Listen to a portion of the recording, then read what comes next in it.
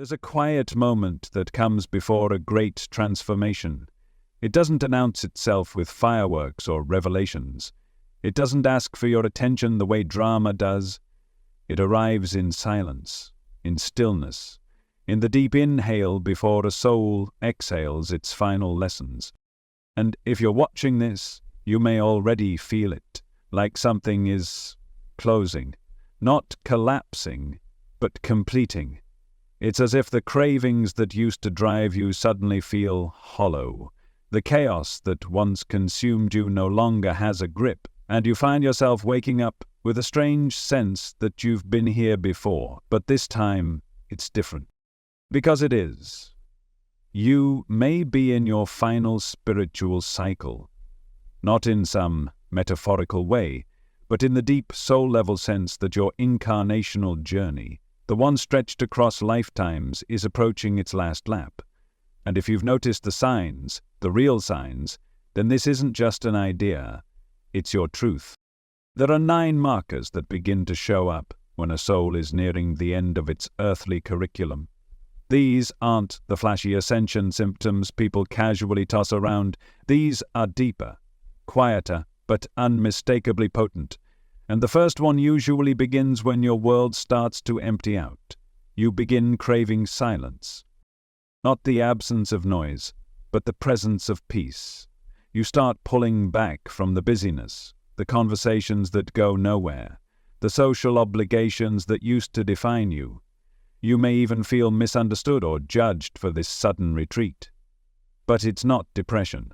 It's not social anxiety. It's your soul remembering that it doesn't need more. It needs less distraction, less noise, less ego chasing another identity. Because after lifetimes of doing, achieving, striving, you're finally remembering how to just be. You look around at everything you once desired, status, recognition, comfort, and realize that none of it holds the same spark. You feel a pull toward simplicity, toward essence.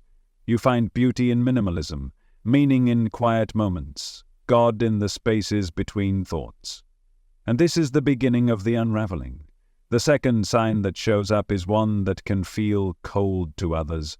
You start to emotionally detach from everything, but you still care. In fact, you care more deeply than ever. You just no longer attach your worth to the suffering of others. You feel someone's pain without needing to fix it. You witness someone's chaos without needing to organize it. You let people go, not because you've stopped loving them, but because your love no longer needs to possess or protect. This is the maturity of the soul.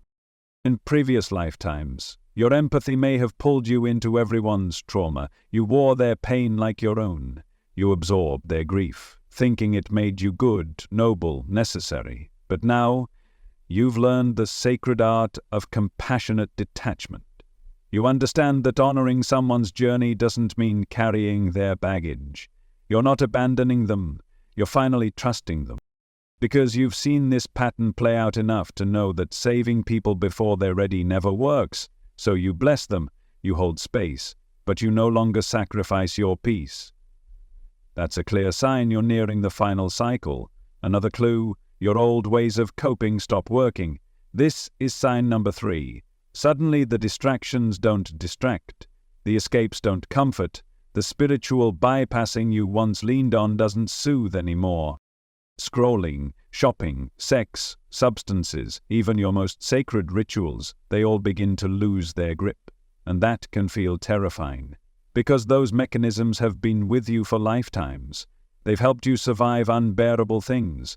They've created a scaffolding of safety when the world felt overwhelming. But now your soul wants something else. It wants presence. Not perfection, not productivity, just presence. And so the distractions fall apart, not to punish you, but to invite you into the fullness of this moment.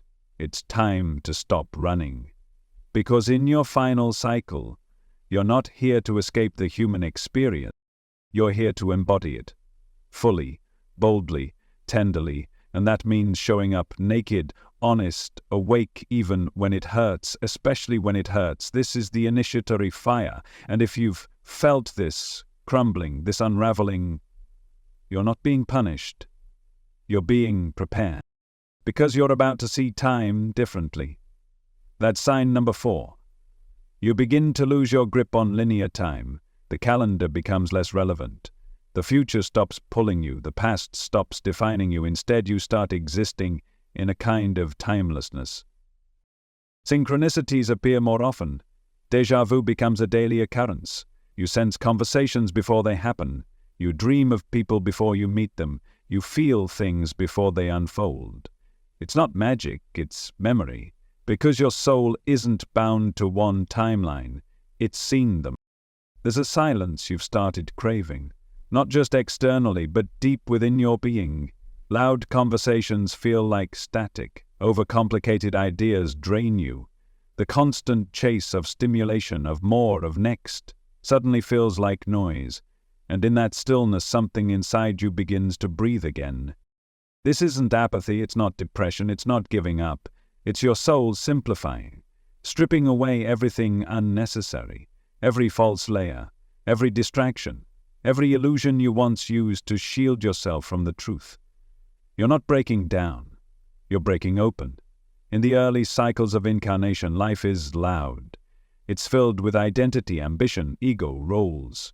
But now, you find yourself walking away from what once defined you, the job title, the performance, the clutter, even the spiritual tools that once felt essential, because suddenly, less feels like more, silence feels sacred, and simplicity feels like clarity. You don't want 20 techniques, you want one deep truth, one breath that's real, one moment that actually matters. You feel the pull to return to essence. Maybe you've noticed it in how you speak. Fewer words, but more weight. Maybe it's in your home, clearing out objects that no longer carry meaning. Maybe it's in how you use your time, opting for presence over productivity, depth over distraction. It's not that you're tired of life. You're just done with the noise that never mattered.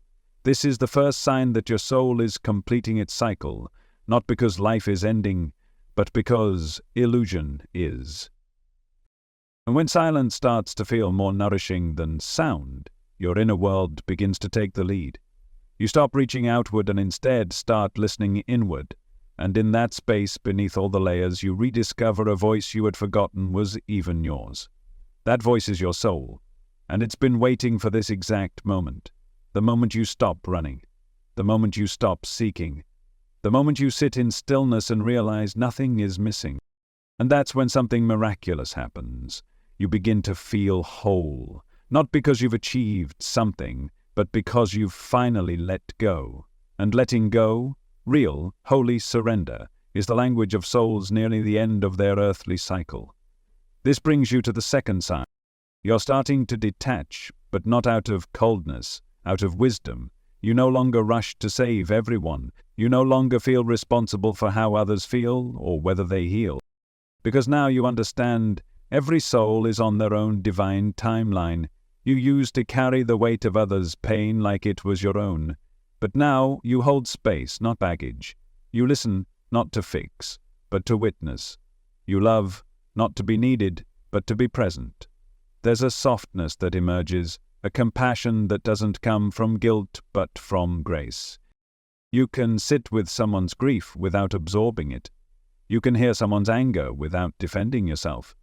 You can watch someone fall apart without rushing to glue the pieces. And yet, your heart is more open than ever. Because you've transcended codependence. You no longer confuse love with rescuing. You understand that sometimes love means letting go. Sometimes the most sacred gift you can offer is allowing someone else the dignity of their own path. This kind of emotional clarity doesn't come from effort, it comes from evolution.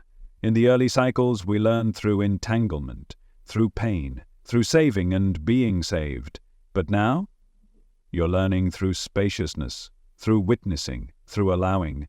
You're starting to see people not as problems to solve, but as souls to honor. And when you live from this place, relationships change. Some fade, some deepen, some return. But none of it controls you anymore. Because you're finally remembering the difference between love and attachment. That's why the next shift may feel like a crumbling. Because the things you once used to cope, the patterns, the habits, even the spiritual routines, they start losing their grip. What once gave you comfort now feels hollow. The TV shows that helped you escape, they feel fake. The food that used to numb you, it doesn't satisfy. The old friends you vented with, the conversations feel empty. And maybe even the spiritual rituals that once gave you peace now feel performative. This is not a sign that you're broken. It's a sign that your soul is requiring your presence. Because in your final cycle, coping mechanisms no longer serve you. Only consciousness does. This stage can be disorienting. You may ask, if I can't use what I used to, then how do I get through this? And the answer will not come from a book or a podcast or a teacher. It will come from silence, from breath, from walking barefoot in the grass, from letting tears fall without needing to know why, from sitting with your pain and not running away from it this time. You're being called into radical presence, because presence is the only portal into peace now. And your soul knows. You can't fake this anymore. You're not here to patch holes in your identity. You're here to dissolve it. And in that raw, vulnerable space, something else starts to shift. Your relationship with time begins to unravel. You stop counting minutes and start feeling moments. You forget what day it is, but remember who you are. Your past feels both distant and vividly alive. Your future? Less urgent, more fluid.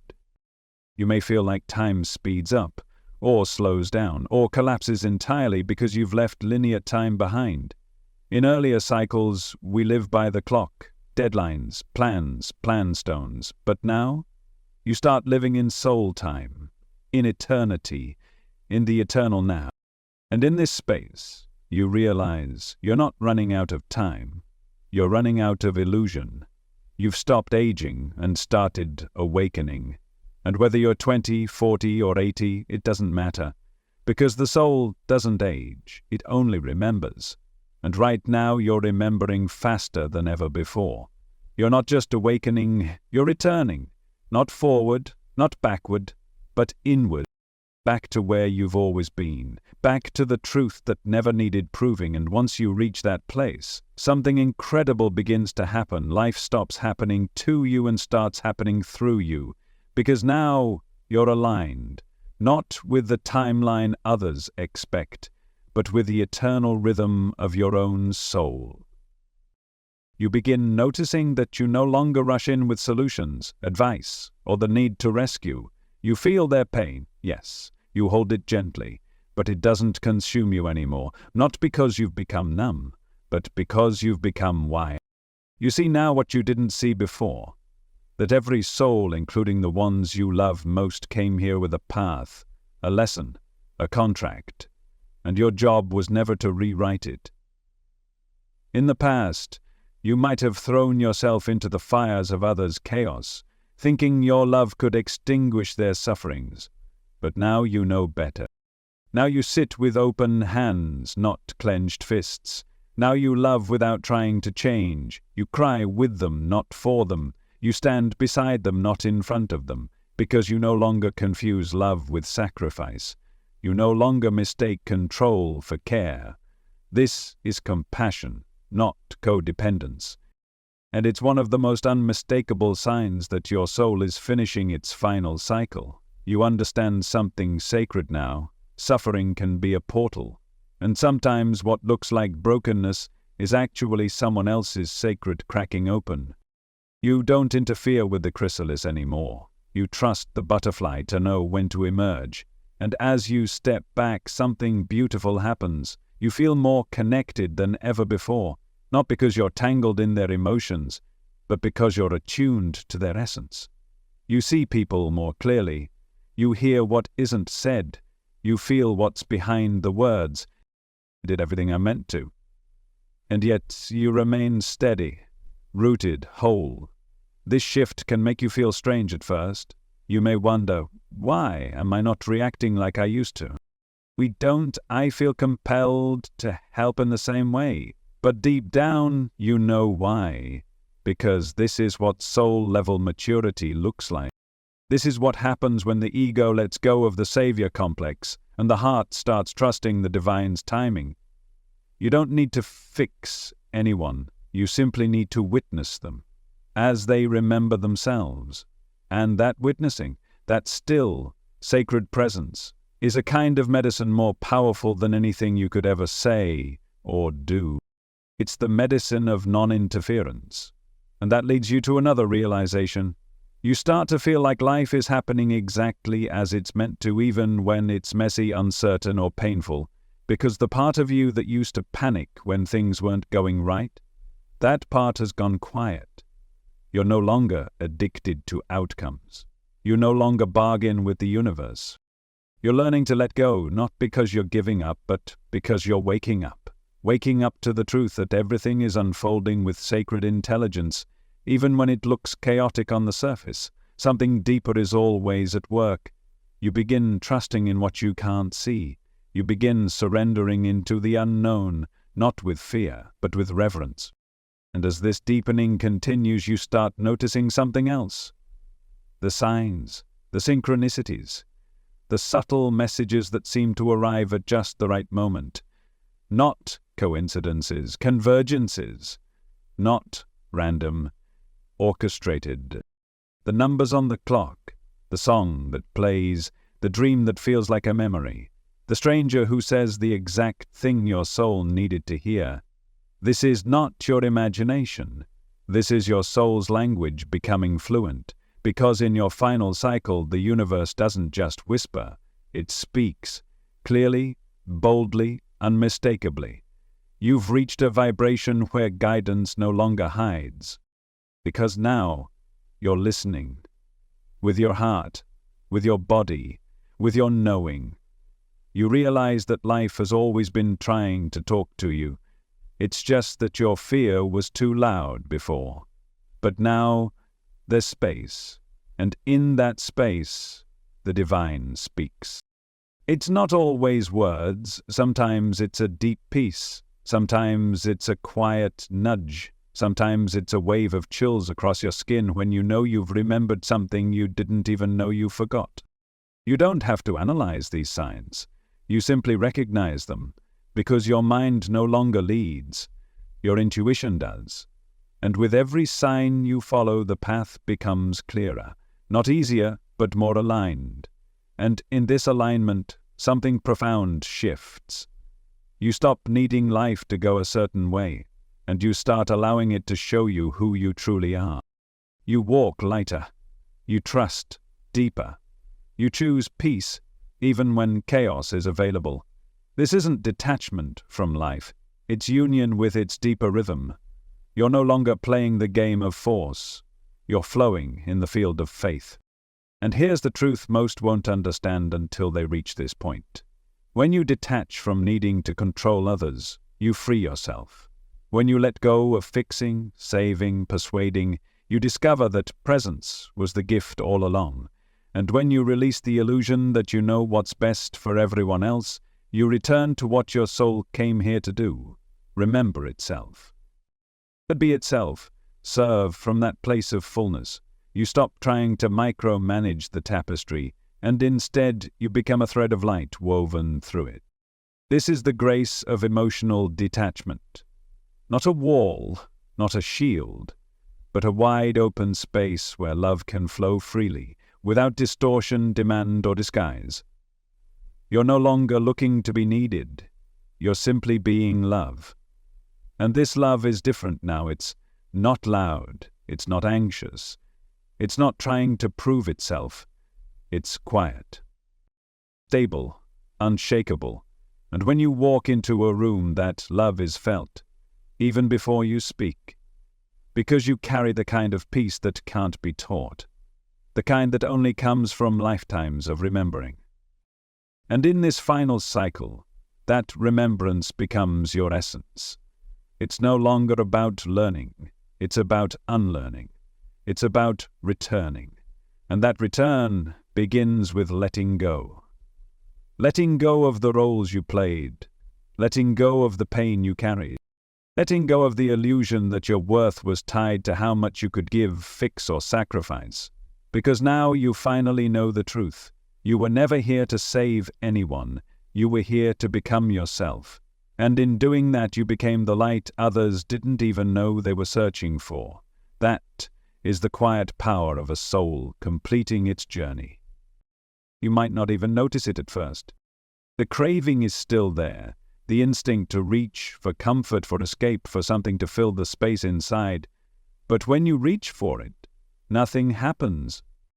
The distraction doesn't distract, the indulgence doesn't satisfy, the old emotional tricks don't work anymore. The food that used to calm your nerves feels heavy now. The scrolling that numbed your mind feels hollow. The busyness that once gave you purpose feels like noise, and you start asking yourself, why isn't this working anymore? You're not broken. You're evolving. Your soul is stripping away the illusions that used to keep you safe. Because in your final cycle, coping can't coexist with awakening. You're being asked to face what you once avoided, to sit with the discomfort, to meet your sadness, your boredom, your emptiness, without running. It's not easy. There are moments where it feels like your entire identity is dissolving, because in a way it is. The armor you wore, the roles you played, the habits you relied on, they're all being peeled away. Not as punishment, as preparation. You are being prepared to live raw, unmasked, unhidden. And in this rawness your soul begins to breathe again.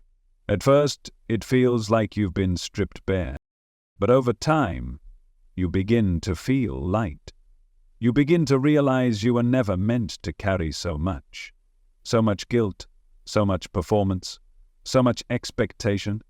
You begin to see your pain not as something to escape, but as something sacred, a doorway, a teacher.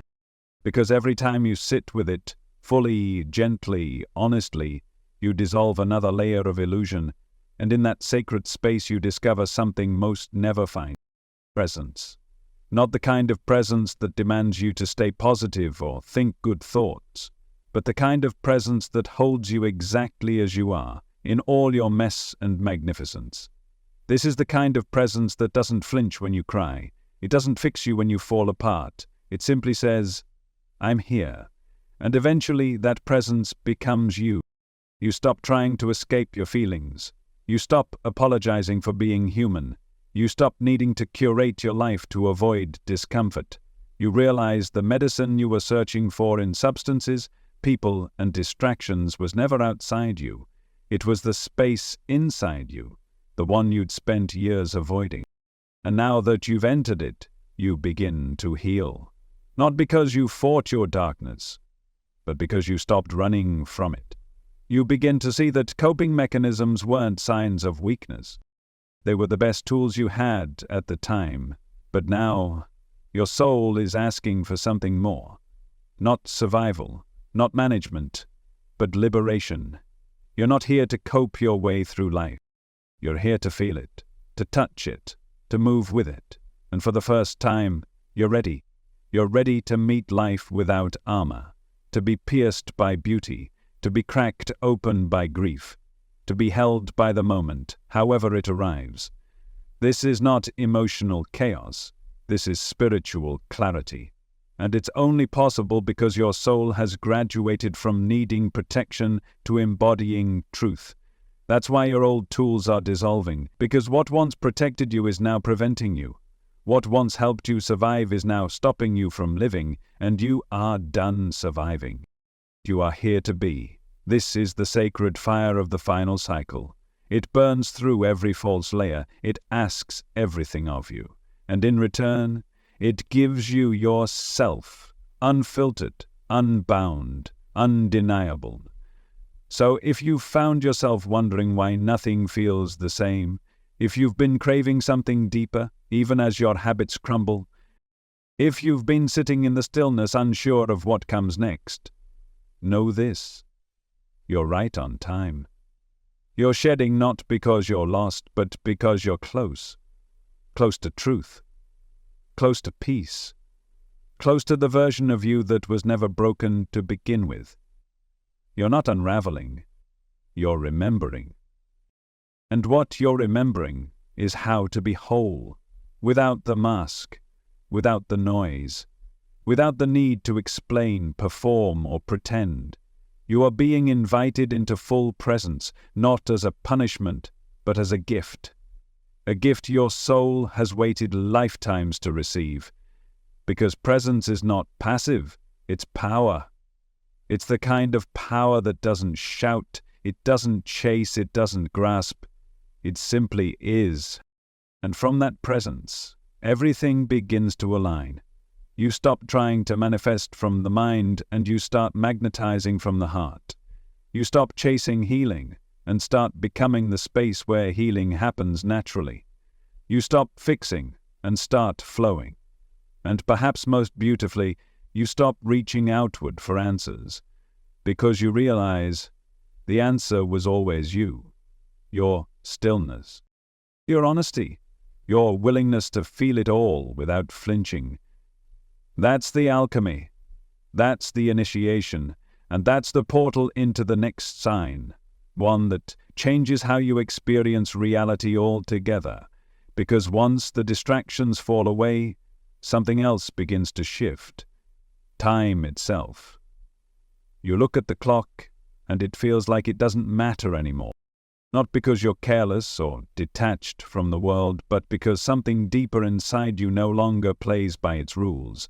The structure of time, the ticking minutes, the scheduled days, the deadlines, they feel distant, mechanical, like someone else's invention. And maybe for a while you try to force yourself to care, to stay on schedule, to fit the mold, to honor the calendar like it was sacred. But now, you feel something else stirring. Moments stretch and collapse. An hour in nature feels like a lifetime. A conversation can feel like it spanned centuries. And then, whole weeks pass in a blur, like a flicker of light through a crack in the veil. This isn't just a quirky change in perception. It's a shift in dimension. You're no longer anchored to chronos clock time, mechanical time, time ruled by systems. You've begun slipping into kairos time, sacred time, soul time, timeless time. Kairos is not measured in hours, it's measured in presence. It's what the mystics speak of when they say eternity exists in a single breath. It's what you feel when you're so deeply immersed in a moment that everything else fades.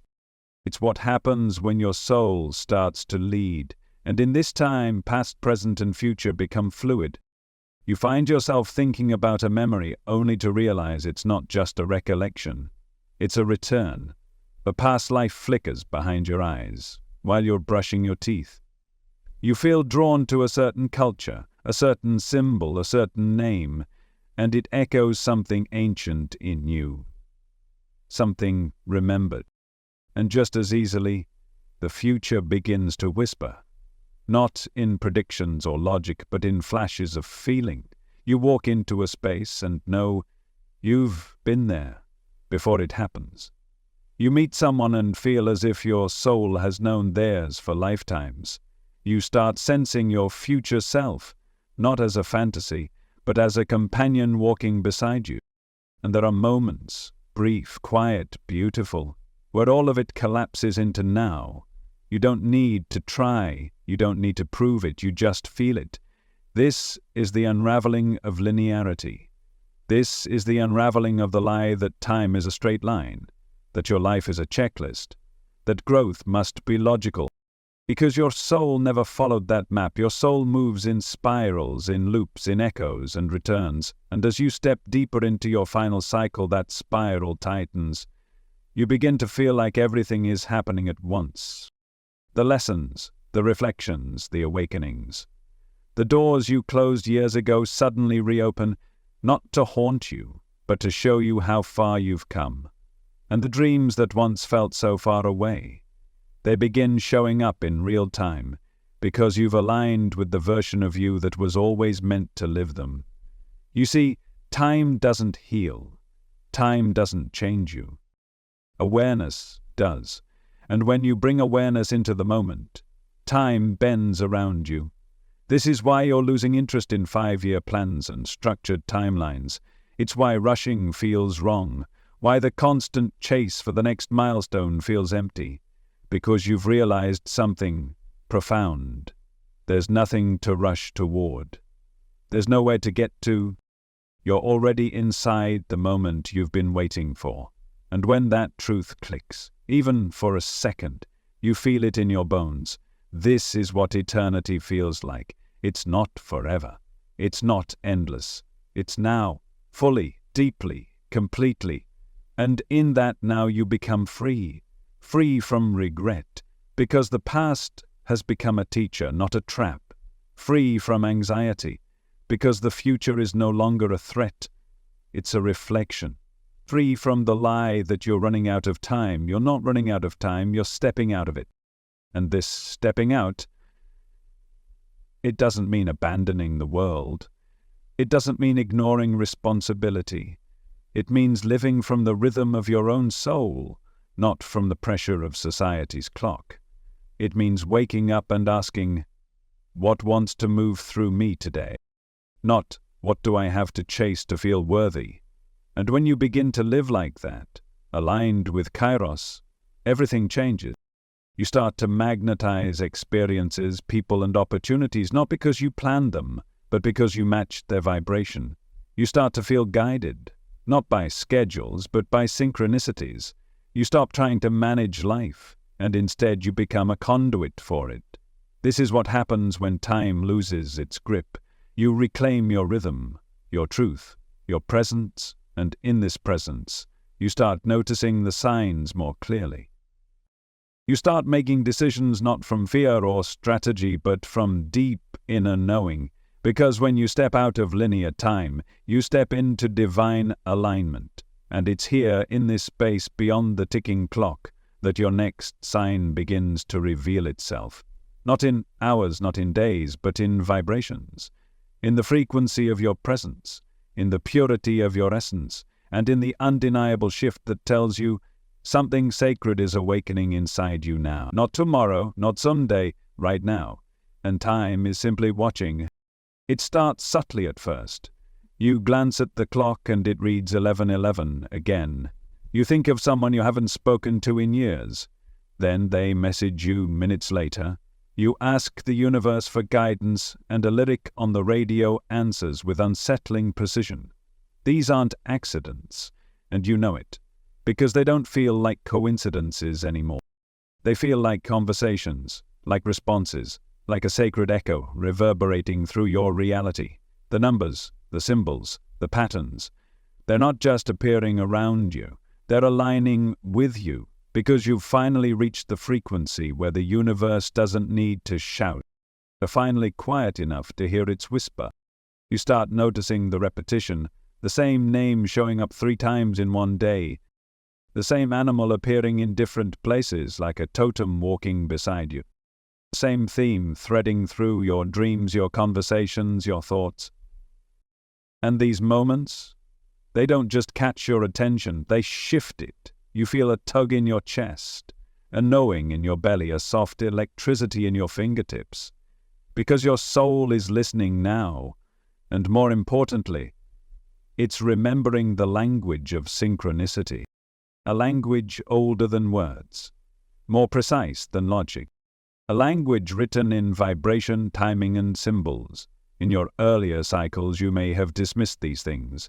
You may have called them silly, random, mere chance. But now they feel like breadcrumbs from your higher self, from your guides, from the you that exists beyond time and body. And those breadcrumbs, they're leading you home. You start following nudges you can't explain. You say yes to something that makes no sense on paper but feels right in your bones. You say no to something that looks perfect, because your inner compass whispers otherwise. And every time you honor that knowing, the synchronicities increase. Not as a reward, but as a response, because the universe isn't testing you, it's mirroring you. And now that you're aligned with your soul, reality is responding to your vibration in real time. You begin to see how finely tuned everything is. That missed train, it wasn't random. It redirected you to meet someone essential. That book falling off the shelf, it wasn't clumsy. It carried the exact phrase your spirit needed. That odd feeling not to go to a certain place. It wasn't paranoia. It was divine redirection. You're not just living in the world anymore, you're dancing with it. And in that dance, signs become steps, nudges become movements, coincidences become choreography. This is the language of alignment. And the more you trust it, the more fluent you become. You realize you don't need a 5-year plan when the universe gives you a next step whisper every day. You realize you don't need to overanalyze every decision when your body becomes a tuning fork for truth. You realize that guidance doesn't always come in lightning bolts or burning bushes. Sometimes it comes in a number on a license plate, a sentence in a stranger's conversation, a feather on the path, a memory you hadn't thought about in years, but suddenly it arrives like a messenger. And it always comes when you're ready. Not when you're grasping, not when you're demanding, but when you're open. That openness, that surrender, is what activates the synchronicities. And soon, you don't even need to ask for signs anymore. You are the sign. Your life becomes the message. Your presence becomes the portal. People come to you not just for advice, but because something about you reminds them of peace, of truth, of something they'd forgotten in themselves. Because you are living proof that alignment is possible. You are a living channel for divine guidance, not because you're special, but because you've surrendered. Surrendered the need to control. Surrendered the mind's obsession with certainty. Surrendered to the idea that you'll know when it's time to know. And that surrender, it opens the floodgates of vision, of clarity, of confirmations so precise they leave you speechless. You stop saying, "That's weird." You start saying, "Of course. Of course I saw that sign. Of course that person reached out. Of course this path opened just when I stopped forcing it." You're not surprised anymore. You're aligned. And with that alignment comes a quiet confidence. Not arrogance, not entitlement, but a grounded knowing that you are in communication with something vast, something intelligent, something loving. And that this intelligence isn't outside of you, it is you. You are remembering that your soul was always designed to live this way, connected, attuned, guided. And now that you're in your final cycle, that connection isn't a skill to master, it's a birthright to reclaim. So when the signs come, and they will, don't second-guess them. Feel them, trust them. Let them rearrange you, because you're not just seeing synchronicities, you're embodying them. You are the moment when energy turns into form. You are the living bridge between the invisible and the real, and the more you trust that, the more magical life becomes. Not magical in the fantasy sense, magical in the ancient sense, where spirit and matter dance together, where the veil is thin, where every moment becomes a message, and every step becomes sacred. There comes a moment when the drive to fix yourself simply fades, not because you've become perfect, but because you finally understand you were never broken. And in that moment, all the striving, all the effort, all the pushing to become someone better, it just softens. You stop chasing the next version of yourself like a dangling carrot of worthiness. You stop believing the subtle lie that healing is a race, that growth has a finish line, that enlightenment is a trophy waiting at the top of a mountain you must climb. You've done the shadow work, you've read the books, you've sat in the pain and asked it to speak. And now, you feel the call to simply be. You're no longer obsessed with becoming, you're learning how to rest in your own being. And this isn't laziness. It's not stagnation, it's not giving up, it's transcendence. It's the soul stepping forward and saying, enough. Enough performing, enough fixing, enough chasing. It's time to embody, to integrate, to remember. You begin to see how much of your self-improvement journey was secretly driven by fear. Fear of not being enough, of not doing enough, of not becoming the person you thought would finally be lovable. But now, peace feels more important than progress. Wholeness feels more important than perfection. Stillness feels more nourishing than strategy. You start letting go of the rituals that felt forced. You stop keeping score of your spiritual progress. You give yourself permission to just sit in the sun, to drink tea slowly, to laugh without analyzing your laughter, to cry without needing to turn it into a revelation. You stop living your life like it's a project, because you are not a project. You are a presence. And presence doesn't need to be improved, it just needs to be embodied. This shift may confuse those around you. They may ask, aren't you working on yourself anymore? Don't you have new goals? What's next for you? And all you can say is, peace. What's next is peace. Not as a destination, but as a way of being. And that peace, it begins to radiate through your choices. You start saying no, not out of rebellion, but out of clarity. You start saying yes, not out of obligation, but out of resonance. You begin to trust that what belongs to you will arrive, not through struggle, but through alignment. This is what it means to move beyond the ego's obsession with self-improvement. The ego says, you must become enough. The soul says, you already are. And once you hear the soul clearly, the hunger quiets. That endless hunger for more knowledge, more validation, more tools, more transformation, it softens into contentment. You realize you're not missing anything. You don't need another workshop to be worthy of love. You don't need another certificate to be a healer. You don't need to be the most awakened person in the room to be deeply, fully divine. You already are what you've been searching for. You begin to live from your center, and from that center something powerful happens. Your very existence becomes healing. Not because you're trying to heal people, but because you carry the frequency of someone who no longer needs to be fixed. And that frequency, it's medicine. You no longer walk into rooms trying to prove your growth. You walk in as peace. You sit quietly and others feel seen. You speak softly and truth lands heavier than ever. Not because you're trying, because you're being. You're embodying the stillness that others didn't know they were hungry for.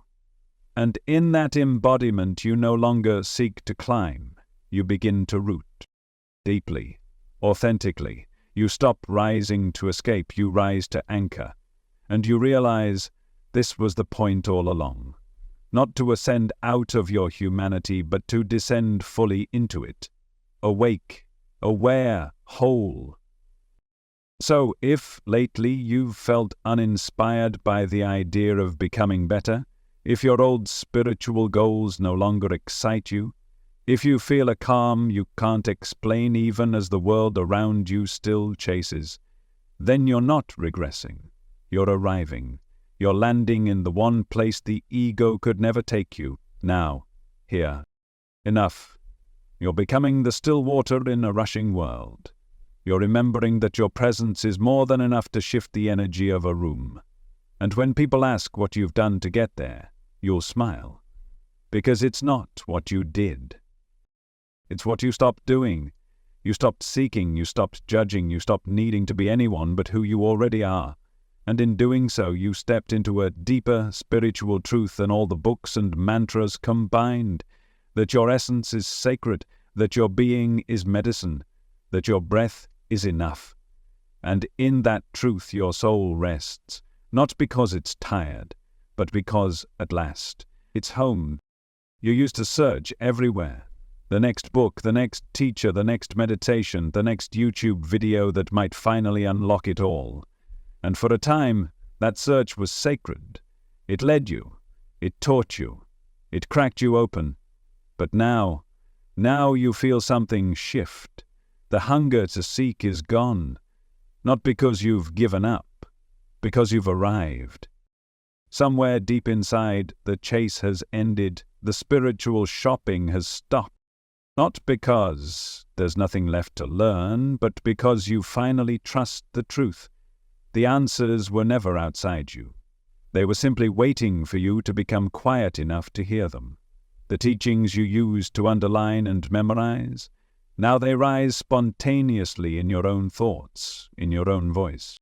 The wisdom you used to chase down in retreats and classrooms, now it flows through you in moments of silence, like water from a well that was always there. You don't discard the great teachers, you honor them, but you no longer pedestal them. Because something ancient within you has awakened. You've become your own mystic, you've become your own oracle. And you begin to realize that every teacher, every teaching, every lesson along the way was always guiding you back here, to your own center, to your own knowing. And now that you're here, you don't need to convince anyone of anything. You just know. Not intellectually, viscerally, in your bones, in your breath, in the way you respond to life with grounded certainty, even when there's no logical reason for it. You've stopped over-explaining your intuition. You've stopped apologizing for your inner truth. You've stopped outsourcing your authority because you no longer need permission to believe yourself. You trust your dreams. You trust your energy. You trust your body's signals and your heart's quiet whispers. And that trust, it changes everything. You make decisions in seconds that would have taken weeks. You walk away from things without needing closure. You say yes to things that scare you because you feel the soul's nudge behind them. You've let go of the obsession with being right, and now you move with what feels real. And in that movement, your life becomes something different. It becomes art. It becomes listening.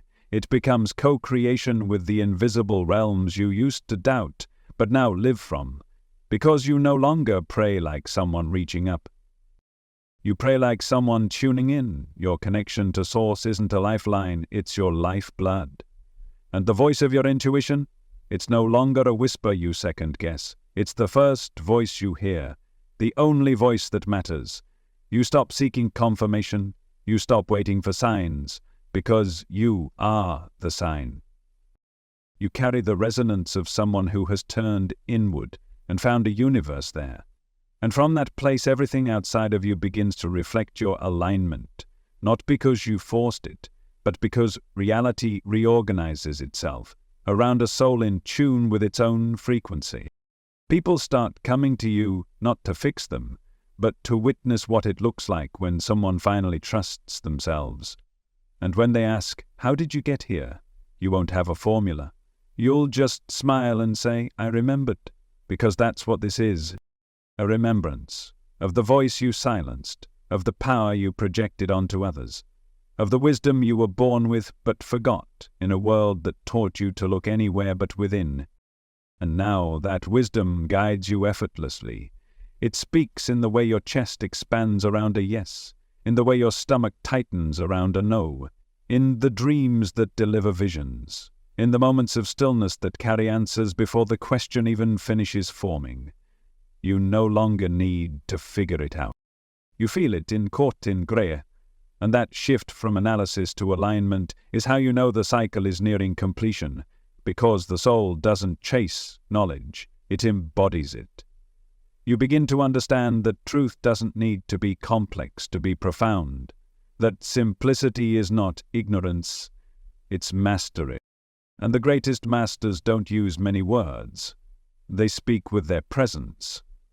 That's who you're becoming, a presence that speaks louder than any teaching, a stillness that transmits more than any text, a being who has become the temple, not the seeker knocking at every door, but the sanctuary others enter when they've lost their way. And the beauty is, you don't need to try, you don't need to build that, you simply are that, Now that you've stopped looking out there, you've returned to the place the mystics always pointed to, the sacred space within. And once you find it, you no longer feel frantic. You no longer need to impress or explain. You simply live. And your life becomes the message. Your breath becomes the mantra. Your presence becomes the practice. This is what it means to step out of seeking and into knowing. To stop searching for the sacred and realize you are it. There's a shift you didn't expect. Not dramatic, not forced, but deep, quiet. And it changes the question you've been living by. You stop asking, what can I get? You start asking, what can I give? It's not about duty or guilt or spiritual pressure to be a good person. It's something else entirely. It's overflow. Your healing, whether complete or nearing completion, has created space inside you. The space once filled with wounds is now filled with wisdom. A heart once protected is now available, and from that availability comes service. Not the performative kind, not the kind that screams for recognition or burns itself out. The kind that whispers, I am full. Let me pour. You begin to feel it in everyday moments. You speak differently to strangers, to loved ones, even to yourself. You begin offering your presence, your energy, your attention. Not because you should, but because it feels natural. Because something in you wants to. You're not trying to save the world. You're loving it from the inside out. You're holding space when others can't. You're grounding peace in the middle of chaos, not with words, but with your energy. You're stepping into conversations, not to be heard, but to hear. And without realizing it, you've become a tuning fork. People feel better after being near you, even if they don't know why. It's not because you fixed them, it's because you didn't try to. You simply showed up in your wholeness, and your wholeness reminded them of theirs. You begin to see your life not as something to build, but as something to offer. You ask, how can I be of use to the light today? Not because you owe the world, but because you are the world. You are the collective. And now that you remember who you are, you remember why you came. You didn't come to take, you came to give. To give your energy, your truth, your frequency, your presence. And the beauty is, you no longer need a platform, a title, or permission to do it. You serve through your being. You realize that every conversation is a chance to bless. Every task is a chance to infuse peace. Every smile is a seed you plant in the field of humanity. This is the quiet revolution of souls who are completing their cycle. They stop trying to climb, they start trying to lift. And not from a place of depletion, but from a place of saturation. You're not pouring from a cracked cup anymore, you're pouring from an endless well, because when your soul begins to remember its wholeness, it becomes a river. And rivers don't hoard, they flow. You stop competing. You start contributing. You stop comparing your journey to others. You start honoring theirs. You understand that we rise together, or not at all. And in that understanding you begin to live differently. You become more generous, with your energy, with your time, with your compassion, not recklessly, but intentionally. You protect your peace, yes, but you also extend it. You choose to love, not just the people who love you back, but even the ones who can't. Not because you're better, because you remember how lost you once were too, and that memory creates compassion, not superiority. You see now, every person is you in another form, and every act of service is a return to unity. You begin to release the identity of the healer, the light worker, the spiritual one, because now those aren't roles, they're simply reflections of your state of being. You don't need to convince anyone of anything, you live it, you embody it. And through that embodiment your life becomes a transmission, life becomes a prayer, not the kind you recite, but the kind you are. You no longer look at others through the lens of judgment or measurement. You look through the lens of soul, and in that gaze, You start to see people before they see themselves. You see their light before they've accessed it. You see their pain without needing to fix it. And sometimes you're the first person who ever saw them that way. That's service. That's love. That's what it means to walk this earth as someone who came not to take but to give back what you remembered, your wisdom, your stillness, your story.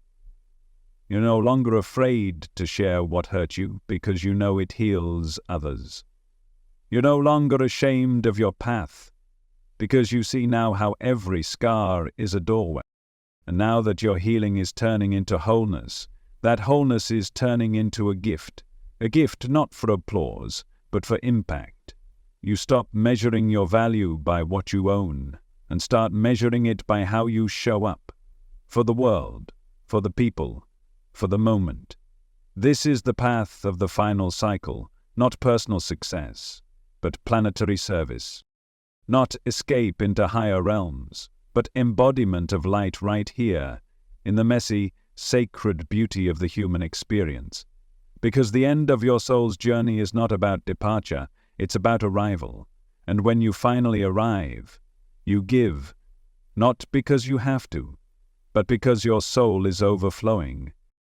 There comes a moment, quiet, subtle, when you stop fearing the thing that once haunted every corner of your mind. Death. The word itself used to carry a heaviness, a chill, a finality. But now, it feels soft. It feels like a doorway, not a wall. You no longer run from the idea of endings. You don't flinch when you hear of someone's passing. You don't pretend you're invincible, because something inside you has shifted.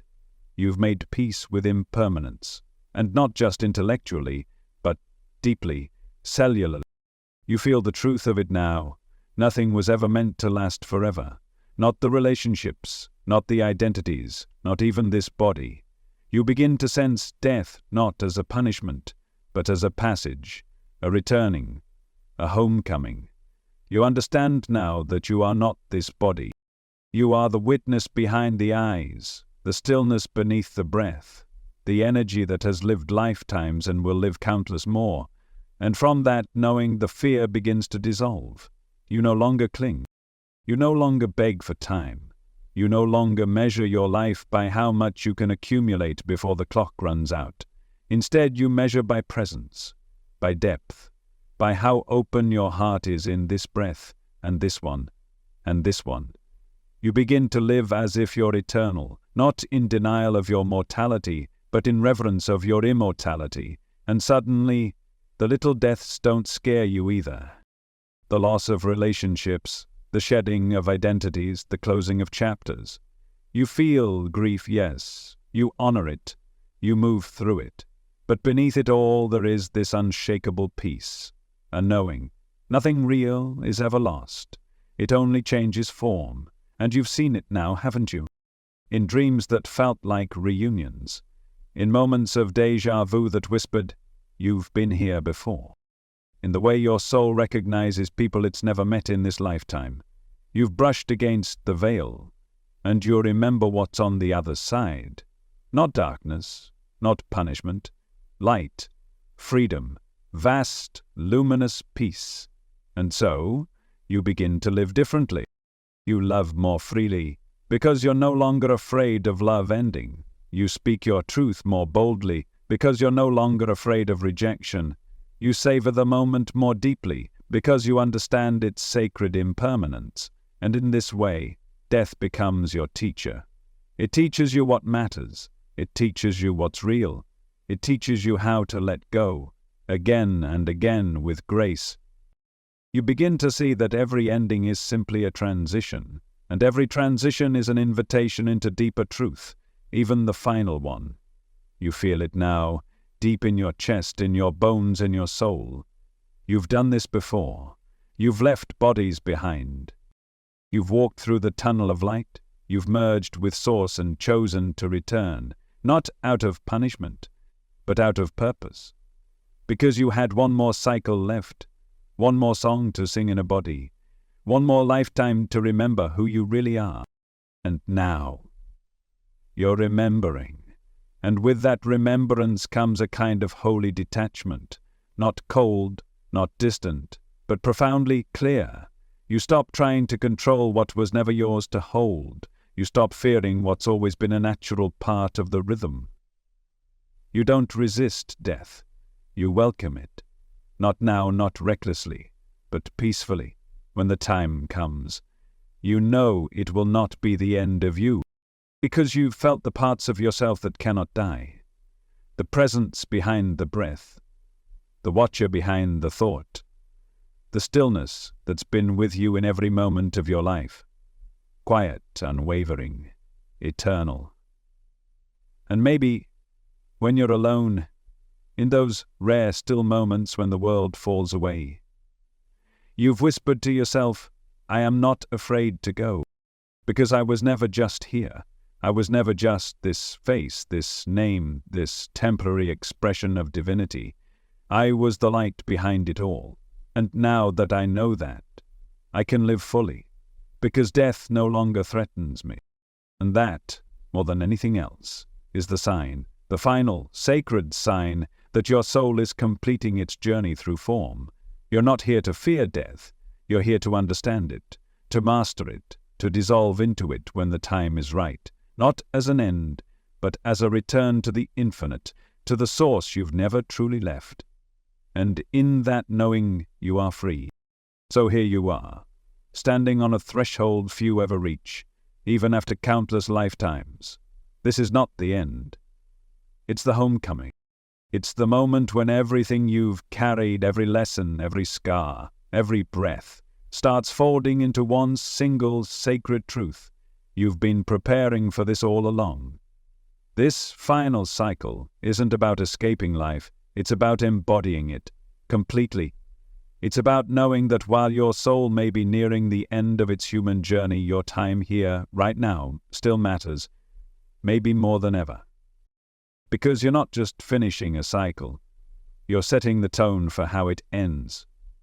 And the universe is asking you something simple but profound. Now that you know, now that you remember who you are, now that your soul is rounding the final corner of its incarnation, how will you walk it?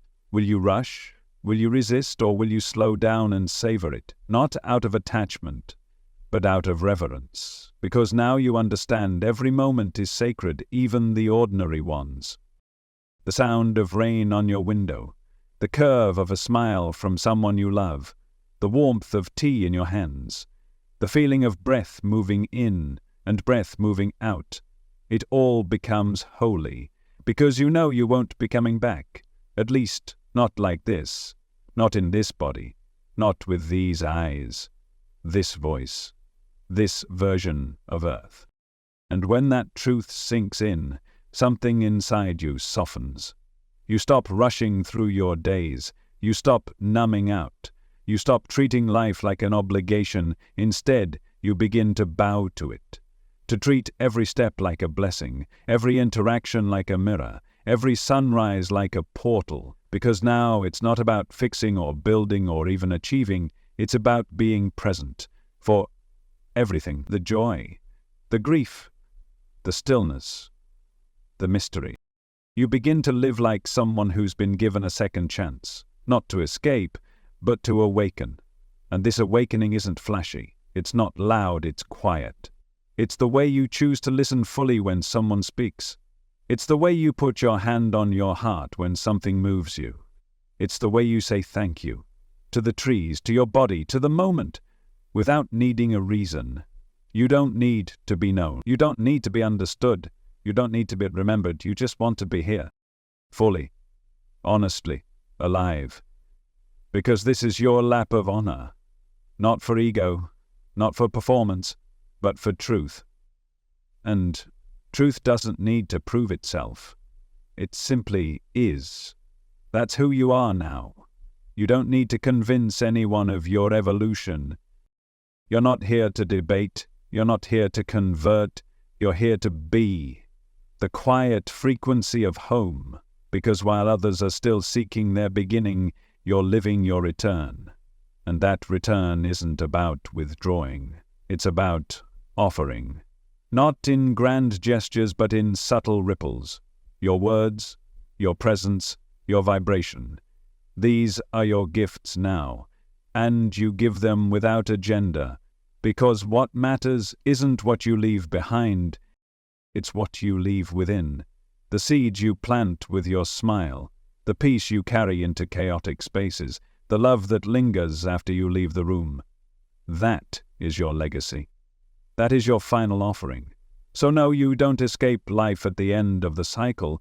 You dive deeper into it, not because you fear death, but because you finally understand it. You greet each day with a whisper in your heart. Let this be sacred. Let this be real. Let me walk this final lap in truth. And when the time comes to return fully, when your body exhales its last and your soul slips gently into light, you'll go with peace, because you'll know with every fiber of your being that you lived your last cycle not in fear, but in fullness. Not in hiding, but in presence. Not in resistance, but in reverence. And that is the way home was always meant to be walked.